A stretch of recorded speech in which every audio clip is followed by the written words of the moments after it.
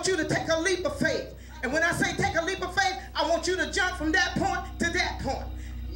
You ready? Take a leap of faith.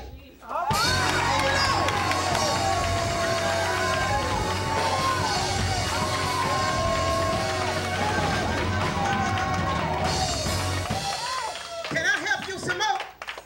I want you to take another leap of faith that way.